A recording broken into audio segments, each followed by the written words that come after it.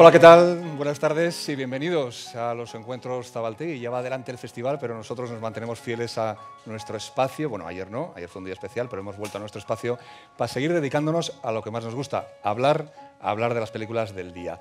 Hoy tenemos películas de Austria, de Chile, de Paraguay, de Irán, pero hoy todas tienen algo en común, y es que todas o bien son óperas primas o segunda película. Así que lo que hoy hay aquí en nuestras mesas es muchísimo talento, pero sobre todo muchísimo futuro. Vamos a recibir a todos los equipos de hoy con un fuerte aplauso. Hola, ¿qué tal? Bienvenidos, muy buenas tardes. Bueno, pues empezamos con un país que lamentablemente pues no nos suele dar muchísimas películas, con Paraguay. Ellos son el equipo de Siete Cajas, película que se puede ver dentro de la sección nuevos directores, directoras, en este caso las dos, porque son dos codirectores, un director que es Juan Carlos Maneglia y una directora, Tana Shembori, y él es el protagonista de la película. Una primera película realmente curiosa, una película policíaca, de acción, de intriga, con mucho sentido del humor, con acción y todo en un escenario casi único que es el Mercado 4 de Asunción. ¿Cómo surge esta película? Porque me da la sensación de que es un tipo de película que parte sobre todo del lugar, ¿no? De un lugar aparentemente tan peculiar y tan singular. Sí, cógese el micro. Bueno, el Mercado 4 es un mercado, digamos, muy emblemático de Asunción, que es la capital de Paraguay. Y bueno, en realidad surgió la idea a raíz de un programa de investigación periodística que hacíamos con Tana en el año 91. Surge la idea de grabar en el mercado porque decíamos, este lugar es fascinante para hacer una película. Y bueno, en el 2004 yo empecé a escribir un boceto, el guión, que en realidad lo terminé en el 2007. Nosotros, digamos, en Paraguay, nosotros vivimos de la publicidad, pero hicimos algunos unitarios, después hicimos dos series de televisión y nuestro sueño siempre es seguir con la ficción y esta es nuestra primera película, entonces fue un proceso llegar hasta este punto. Tana, pero os habéis complicado bastante la vida porque en algún momento bromeábamos antes que hay hasta persecuciones de carretilla que casi recuerdan al mito Bourne, ¿no? Sí, Juan, que cuando me acuerdo me dijo en el 2004, mira, se me ocurrió una historia donde es la historia de un carretillero y le dan la mitad de un billete de $100 para que transporte una mercadería y después le van a dar la otra mitad. Y quiero que se llame en guaraní la mitad de $100. Finalmente se llamó Siete Cajas. Y me decía siempre, es como hacer una película a lo Hollywood, pero a lo Paraguay, ¿verdad? Porque en vez de autos, carretillas, un poco nuestra realidad con el cine, con una película bajo presupuesto, que es lo posible en Paraguay. Entonces eso es lo que vemos en Siete Cajas, nuestro sentido del humor, nuestra manera muy peculiar. Los malos no son los malos que usan trajes oscuros, son chapucerillos. Uno es un carnicero, son medio tontos, hacen todo mal las cosas, o sea, son como es nuestro vivir en Paraguay, que una persona puede ser muy malo y puede ser tu vecino con que te va a comprar pan al mismo lugar donde vos te vas a comprar pan, o sea, y creo que eso generó mucha identificación en un país que no tiene mucho cine y que necesita verse y escucharse. Y creo que eso hizo de que tanta gente en Paraguay vaya a las salas de cine. Y hablando de escucharse, la película es bilingüe, está hablada en español, pero también en Yopara, que creo que es una mezcla como de guaraní y español. Sí, Yopara es... nosotros tenemos dos lenguajes. El oficial es el guaraní, que viene de los indios que son guaraníes, y el español. Y la mezcla es lo que se habla comúnmente, ¿verdad? Que es una mezcla exacta de guaraní y español. Y otra vez, Siete Cajas está hablada con un dialecto otra vez del Yopara, porque es como que dentro del Mercado 4, para un poco defenderse de la clientela y solamente que uno entienda lo que dice, ellos inventaron otra vez algunas palabras. Entonces es una mezcla otra vez del Yopara a lo Mercado 4, digamos, ¿verdad? Por ejemplo, piquillo y se le dice a un chico como él o más pequeñito, piquillo y, imagínate, o sea, y que eso en guaraní sería mitad y, ¿verdad? Entonces, y así. Y entonces los actores tuvieron que hacer como un trabajo de investigación en el lugar, de cómo se habla, de cómo son durante varios meses. Hicimos un trabajo de meses, ellos a su vez un trabajo de investigación en el propio lugar del mercado. O sea, Celso, tú estuviste allí en el mercado durante bastante tiempo, tuviste que aprender estos diálogos. ¿Cómo fue esa experiencia? Bueno, yo ya hablaba mucho guaraní y como dijo Tana, en el mercado se habla, digamos, es la mezcla del guaraní y el español y un dialecto otra vez que sería el yopara. Tuvimos que estar en el mercado 2 meses antes haciendo talleres, hablando con la gente y aprendiendo un poco más también de ellos para encarnar el personaje. La figuración, me imagino que muchas de las personas que aparecen ahí en la película no son actores, ¿no? Que son los propios habitantes o trabajadores del mercado, ¿no?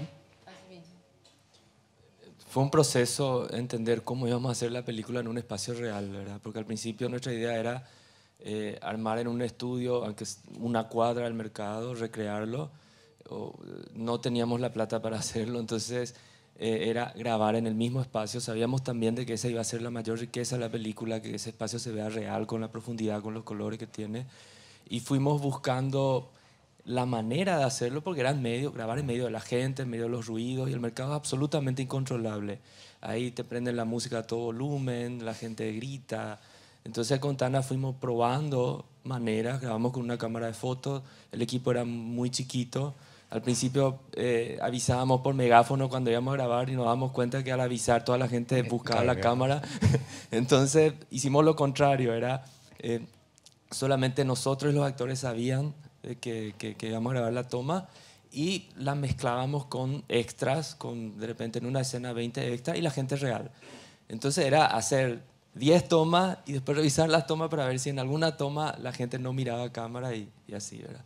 Fue un proceso complicado, pero era el único, o sea, no podíamos grabarla de otra manera. Bueno, un proceso complicado que desde luego ha salido muy bien porque el resultado también es único, ¿no? Hablábamos antes del mito Bourne, que se suelen ir a grabar y a rodar a sitios muy exóticos. Vosotros habéis hecho una película de acción sin salir de Asunción y en un escenario realmente curioso y con unos personajes también realmente curiosos. Muchísimas gracias y mucha intriga también, ¿eh? Porque hay un MacGuffin, que no vamos a decir lo que hay dentro de las 7 cajas. Exacto, no.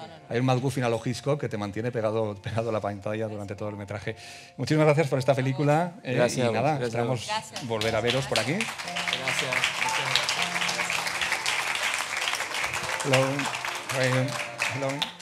Hello.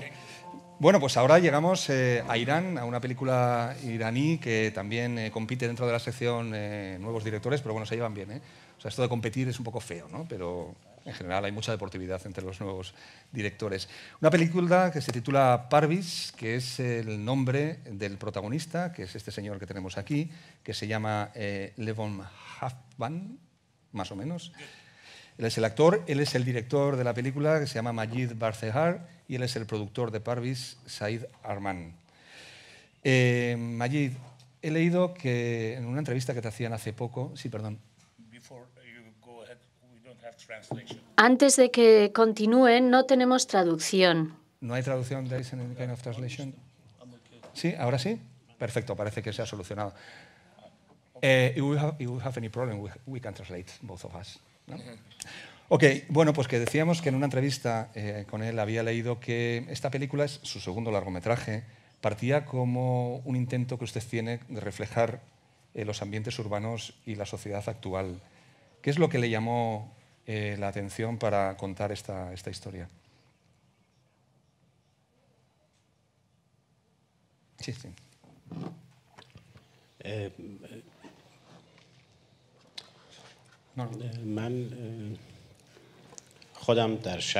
Yo vivo dentro de una ciudad y creo que cualquier película que sea grabada dentro de un ambiente tiene que ser un ambiente conocido por el director para poder hacerlo bien. Y obviamente una persona que vive en una ciudad como Teherán debe ser un tehraní el que haga esa película y que pueda realmente mostrar lo que está pasando con la gente de esta zona y las personas que él conoce, que sabe cómo hablan, cómo funcionan. Bueno, pues como decíamos, el protagonista él es Parviz, el personaje, y la película cuenta la historia de su relación con su padre, Él ha vivido toda la vida con su padre y su padre, pues en un momento al principio de la película, le echa de casa, con lo cual es como si todo su mundo se desmoronara y tuviera que asomarse a una nueva realidad. Creo que tenemos algunas imágenes de Parviz. وقتایی که پدر نیست بردار رو میزنم کنار و اینقدر اینجا میشینم تا هوا تاریک بشه. اونجا اون ته پر آبه.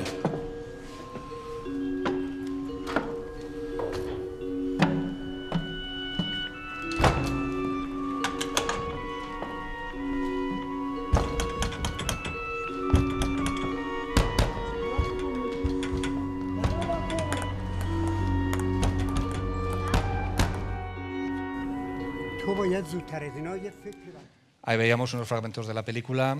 Le Bon, a mí me daba la sensación, cuando he visto la película, que su personaje era un niño grande que tiene que crecer de la noche a la mañana y adaptarse a un mundo totalmente diferente, y que reacciona con esa inocencia que tiene, pero luego con mucha crueldad también, ¿no?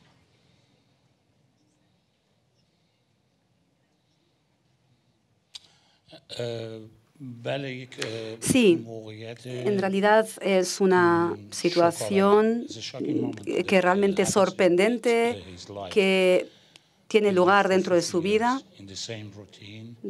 Durante 50 años tiene esta rutina.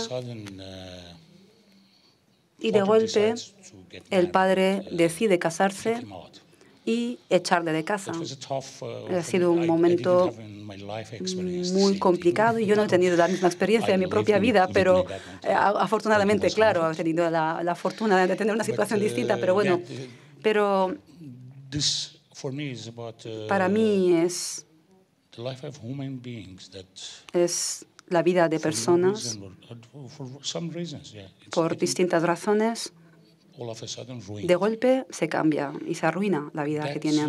Y decide encontrar un sitio dentro de este mundo. Y realmente se convierte en una persona destructiva. Parviz, creo que durante toda su vida nadie le prestaba atención. Y creo que si se convierte en una persona bruta, maleducada, como que se encuentra un lugar nuevo dentro de este mundo a través de ser agresivo y violento. Obviamente es muy triste que la gente debe encontrar su sitio de esta manera, pero esa es como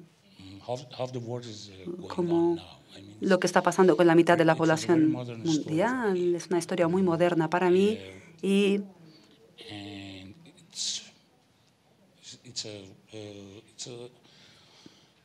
de alguna manera es la situación que tienen las personas hoy en día. Majid, hablábamos antes de la ciudad como punto de encuentro y como punto donde se desarrollan las historias, pero hay una cosa realmente curiosa en Parviz, que buena parte de la acción donde vive al principio el personaje es, digamos, que como un fuerte dentro de la ciudad, una especie como de urbanización muy cerrada que intenta aislarse de la realidad. ¿Por qué el haber situado la película en este universo tan cerrado?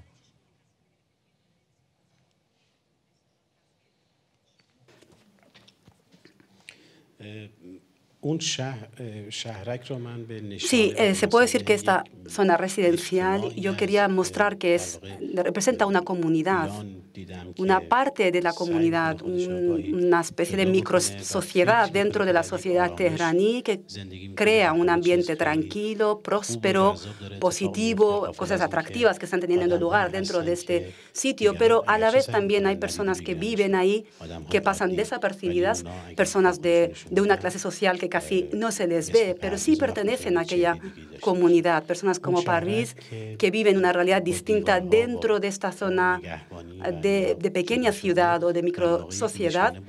Y para mí era una muestra clara de que tenemos una parte de la población de Irán metida aquí dentro de esta zona residencial. Como decíamos, también nos acompaña Said, que es el productor el productor de la cinta, y me comentaba antes de empezar el programa o este encuentro que era la primera vez que se mostraba la película en un festival, pero que teníais como muchos festivales por delante. ¿Cómo es la carrera que esperáis de Parvis Internacional?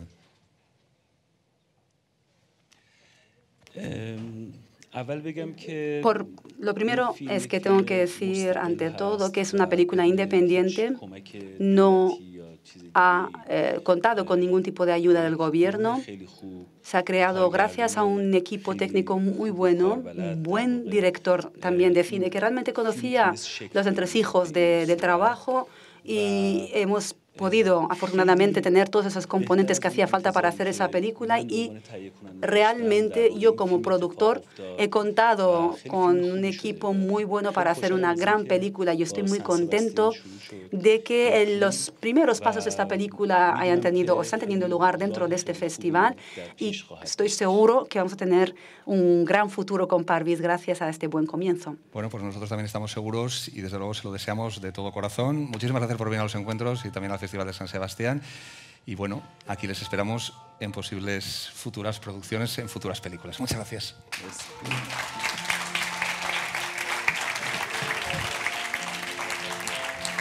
Hola, buenas tardes. ¿Qué tal? Ay. ¿Qué tal? Bueno, pues llegamos a otro nuevo realizador. Él es el realizador de la película, él es el protagonista absoluto, está en todos los fotogramas de esta película, que se titula Carne de perro y que viene de Chile. Son Fernando Guzzoni y Alejandro Goic. Una película realmente dura, Fernando. Una película sobre un personaje muy solitario que poco a poco, y a base de pequeños de escenas y pequeños apuntes, vamos sabiendo que, o sospechamos que tiene un pasado como torturador. Pero es una película, Fernando, que yo creo que has querido despojar mucho de muchas explicaciones para centrarte en el sufrimiento de un hombre, y vas, no manipulando, pero al final te sientes un poco mal cuando vas descubriendo que este hombre, con el que estás empatizando un poco, ha sido un torturador. Este juego y este despoje, ¿cómo fue toda esta elaboración de la historia? No sigas, que no tengo micro. Se quedó en Irán. Es que es muy complicado, viajar y acordarte del micro. Yo creo que uno de mis objetivos, por un lado, era no hacer una película tan ilustrativa, no porque no sea posible, sino que porque me quería centrar más bien como en el drama humano de este personaje y poner en la película ciertos antecedentes que permitieran entender un poco cuál era el background del personaje, pero no hacer una reflexión directamente de su pasado, sino cómo ese pasado estaba determinando su presente. Entonces yo creo que esa es básicamente la razón por la cual yo me centro en esta disociación de este personaje con su entorno y con su afecto y con su sexualidad y sus relaciones humanas, etc. Como decíamos, un personaje casi desestructurado emocionalmente. Él es el protagonista absoluto, como decíamos, y bueno, vamos a verle, lo vemos aquí, pero ahora vamos a verle en las imágenes de la película.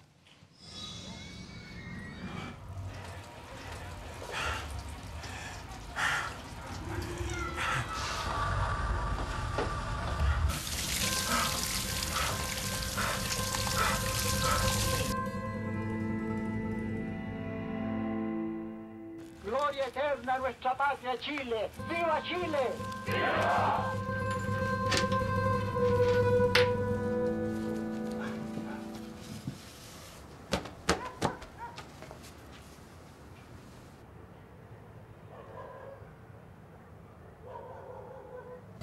Inspirar profundo.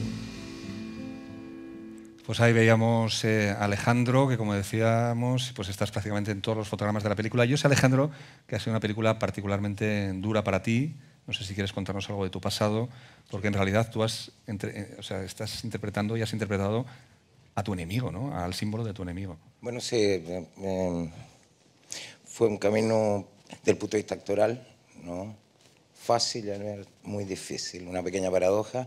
Yo estuve preso mucho tiempo durante la época de la dictadura militar, ¿no? Fui un dirigente político clandestino y efectivamente fui torturado por mi personaje.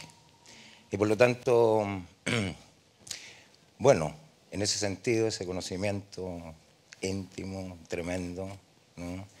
Está de alguna manera plantado, darle ese hálito de vida a quien había sido, ¿no? Mi torturador. ¿Qué te puedo decir? Es difícil hablar de estos temas. Ahora, no es el relevante desde el punto de vista de la película. Ahora, sí quisiera decirte dos cosas breves. Una, que a mí me sirvió, digamos, una especie de, llamémoslo, exorcismo, en función de abordar un tema que yo nunca había abordado en términos personales. Había cerrado la puerta para siempre sobre el tema, pero es difícil y por eso es tan importante, digamos, la película de Fernando, creo yo, de estas personas que siguen viviendo en la sociedad chilena, ¿no? Y que son, no sé, tu taxista, tu conserje, no sé, el dependiente de una farmacia, etcétera, ¿no? El hecho que tenía que hacerlo vivir, porque yo pensaba, ¿no? Yo he pensado que voy a vivir con el recuerdo vívido e intenso de estas personas con mayor intensidad que gente que amo hasta el fin de mis días. Y esta película sirvió un poco para sacarlo hacia afuera, ¿no? Y poder verlo en la distancia. Fernando, tú eres joven, no perteneces a la generación que sufrió toda esta etapa, pero yo creo que es importante que vosotros, los cineastas jóvenes, volváis la mirada, ¿no? hacia estos años con vuestra perspectiva fresca, con vuestra perspectiva nueva, ¿no? Ni perdón ni olvido, ¿no? Sí, ni perdón ni olvido. Igual a mí me parece que yo sí también soy una víctima, no me estoy victimizando, sino que digo, porque la dictadura lamentablemente, yo nací en dictadura y viví hasta los 10 años en dictadura, o 9 años, pero la dictadura no ha terminado en Chile. Y una muestra tangible de eso es que que estos personajes como el de esta película caminan impunes por la calle y que hay muy pocos procesos contra la gente que estuvo en la policía de Pinochet y que los responsables políticos y económicos son diputados de la Nación, ministros del presidente Piñera, etc. Entonces, para mí no es un relato de un tiempo pasado, para mí es un relato de la postdictadura que a mí me atañe directamente, porque yo me he construido en ese Chile que se construye desde la fractura. Entonces, para mí no es un relato del pasado, sino que es un relato del presente. Y así lo veo y esa es mi visión. Por eso, cuando alguien me pregunta ¿por qué eres joven y abordas esto? Entonces digo, no te entiendo porque lo estoy viviendo en el fondo. No es un ejercicio de revisionismo, sino un ejercicio de mirar hoy. Hablábamos antes que habéis conseguido, de alguna manera, a pesar de que sea el enemigo, y sobre todo al principio, cuando no sabes mucho de este personaje, que el espectador pues, bueno, pueda entender o pueda conmoverse ante su sufrimiento, ¿no? En ese sentido, ¿habéis tenido en algún momento algún dilema moral? Perdón, ¿de hasta dónde llegar? Bueno, yo creo que las personas malas hacen cosas buenas y las personas buenas hacen cosas malas. Eso es como el comienzo de cualquier cosa. Pero a mí me pasaba que la película respondía mucho a ciertas investigaciones que yo hice y ciertos elementos comunes que había en eso. La búsqueda de la religión, el abuso en algún placebo, en alguna cosa para poder como sortear el día a día, etcétera, miles de cosas. Entonces yo fui buscando elementos que consideraba que podían ser o estar al servicio del personaje. Pero yo creo que estos personajes no dejan de ser humanos y tienen familias, y tienen hijos, y tienen deuda, y tienen un nuevo trabajo, y aman seguramente, o pueden ser buenos padres. Es decir, habían torturadores en Chile emblemáticos que eran conocidos por ser muy simpáticos, según las crónicas, y los reyes de la fiesta y buenos para tocar la guitarra. Entonces es una esquizofrenia como muy chilensis, muy chilena, pero me parece que estos personajes, claro, no dejan de sentir, y en este caso era un personaje que había perdido todos los puntos de referencia y que había perdido todos los espacios de contención y de afecto. Entonces era este cruce, en este momento de su vida en particular, el que yo decidía como apretar rec en el fondo. Pero claro, no podía ser muy luminosa su vida, porque era el más elemental de ellos. Entonces no tenía el confort de nadie ni la contención de nadie tampoco.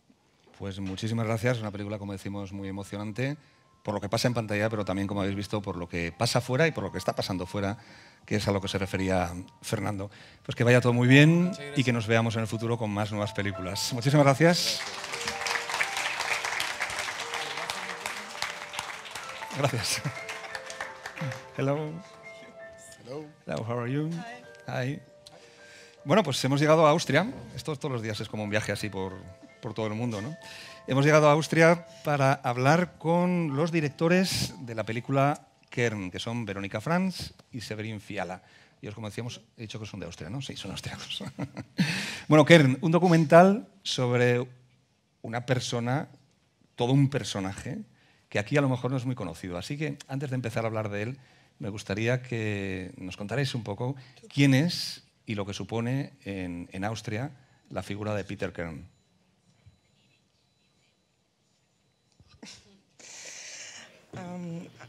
Peter Kern es un director de cine y actor que ha sido muy famoso porque ha trabajado con personas como Fassbinder, como Schulte, como Geisendorfer, y que ha ganado muchísimos premios como actor en su carrera, y que también ha estado conviviendo con Schröder, con Fassbinder en Alemania en los años 70, en todo ese movimiento cultural. Y sigue viviendo en Alemania, pero se ha retirado un poco y ahora últimamente ya ha vuelto a Viena, que es la ciudad en la que nació y en la que creció con sus padres. Y digamos que se mudó a la casa de sus padres de nuevo, que ya habían fallecido, y en esta casa ha iniciado una especie de proyecto porque es una casa que, si la ves, no parece que es una casa en la que pueda vivir un director de cine famoso. Además, hay que tener en cuenta que este hombre es un hombre que tiene un sobrepeso considerable, es muy grande y vive en una casa estrecha con escaleras, que no sabes cómo va a subir y bajar esas escaleras todos los días, y sigue rodando películas sin presupuesto prácticamente. Y en Austria es famoso no solo porque es tan grande y porque tiene una apariencia tan imponente, sino también porque es una persona muy carismática y muy irascible, siempre está enfadado. Siempre que se quiere a alguien que hable de cine, que sea un entendido y que provoque un poco de escándalo, se le llama a él. Lo más importante viendo la película es que es un gran fabulador. Bueno, como decía ella, el documental pues habla de él, le sigue supongo que durante muchas semanas, le van siguiendo, pero hay un momento en el que, como es tan gran fabulador, no sabes lo que es verdad, lo que es mentira, cuándo está interpretando, cuándo él mismo ha creado las escenas que ocurren a su alrededor. Yo no sé si desde el principio intentabais buscar esa especie, como entre comillas, de confusión, o esa confusión y el propio personaje de Peter Kern os fue superando mientras preparabais este documental.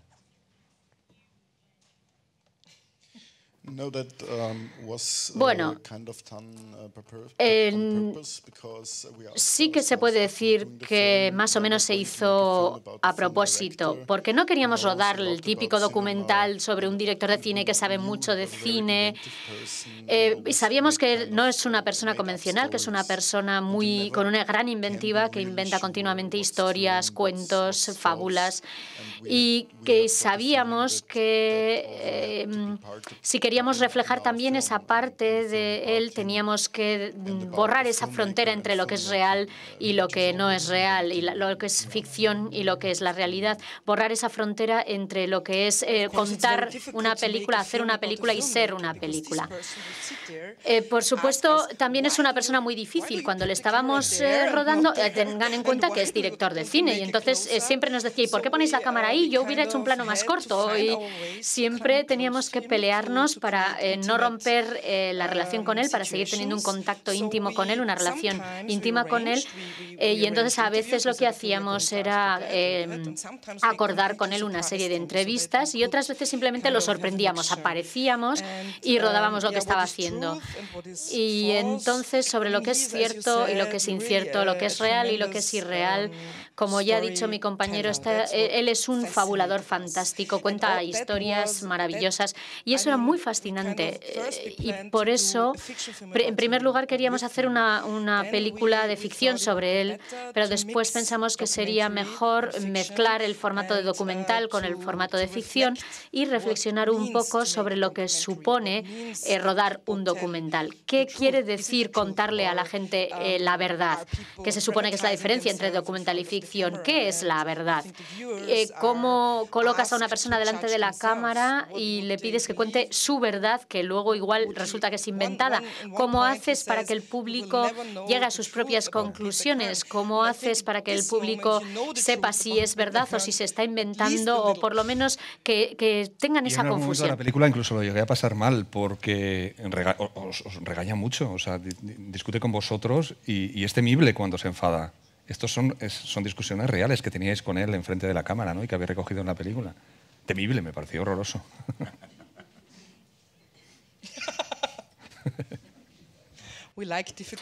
A nosotros nos gustan las personas raras y difíciles. Personalmente estoy acostumbrada a llevarme bien con personas muy raras, porque yo también trabajo con Ulrich Silence, que ya le conocen, que no es una persona fácil, y siempre trabajamos con actores profesionales, pero también con actores no profesionales, que muchas veces vuelcan toda su vida en las películas, así que digamos que estoy acostumbrada a trabajar con gente difícil. Bueno, pues usted no tiene aspecto de ser muy dificultosa, ¿eh?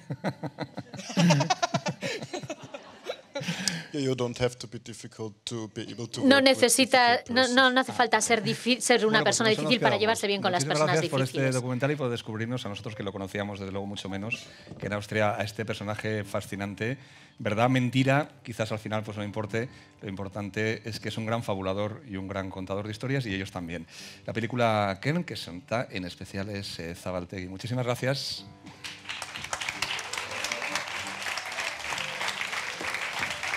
Bueno, y hoy vamos a acabar pues con alguien bastante cercano, con Óscar Alegría, que viene de Pamplona. No ha presentado todavía su película, la presentas mañana, ¿no? ¿Verdad, Óscar? Mañana, efectivamente. Bueno, mañana, pues, viernes. O sea que no vamos a desvelar demasiado, sino que vamos a hacer esta conversación como un adelanto de lo que vais a poder ver mañana. Es una película, vamos a llamarla documental, no sé, yo cada vez creo menos en las etiquetas, ¿no? Pero que se titula Emak Bakiak Baita. Es la historia de una búsqueda, Óscar, la historia de la búsqueda de la casa en la que el fotógrafo Man Ray rodó en 1926 una película que se llamaba Emak Bakiak. Man Ray era norteamericano, vivía en París. Creo que lo primero que te sorprendió es que rodara una película que se titulara Emak Bakiak. ¿Cómo fue el comienzo de esta búsqueda tan fascinante que haces de esa casa? Sí, totalmente. O sea, fue hace 10 años en la Tate Gallery en Londres. Entré en una exposición de Man Ray y me llevé 2 sorpresas.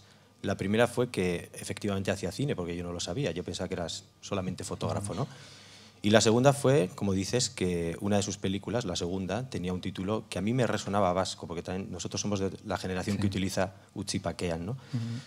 Y con esos mimbres, pues creo que había una gran búsqueda detrás, ¿no? Me parecía que había bastante misterio. La película de Man Ray es muy críptica, muy óptica, jamás enseña la casa, ¿no? Enseña solo un balcón con unas columnas, la puerta de entrada, y hay un plano también del mar que acaba en un pequeño trozo de costa, ¿no? Es como darle eso a un niño, ¿no? Te doy 3 pistas y con esto tienes que armar la casa, ¿no? Pero luego el concepto también de una casa y una película yo creo que se parecen muchísimo, ¿no? Por eso, si hay que etiquetarlo de alguna manera, yo suelo decir que es un film inmobiliario, ¿no? Es una persona que parte a la búsqueda de una casa y que tiene un ritmo de food movie, ¿no? Es un ritmo a pie, una persona que camina, que da mucha importancia al camino, no al objetivo, a la casa, y sobre todo creo que es un tributo al meandro, al desvío, ¿no? Sí, el desvío viene porque él va buscando la casa, que al final, pues como dice, pues es prácticamente una excusa, y lo que te interesa es toda la historia que pueden ocurrir en ese camino, ¿no? Y te vas desviando por un tema, por otro. Vamos a ver algunas imágenes de aperitivo y luego seguimos charlando un poquito, ¿vale?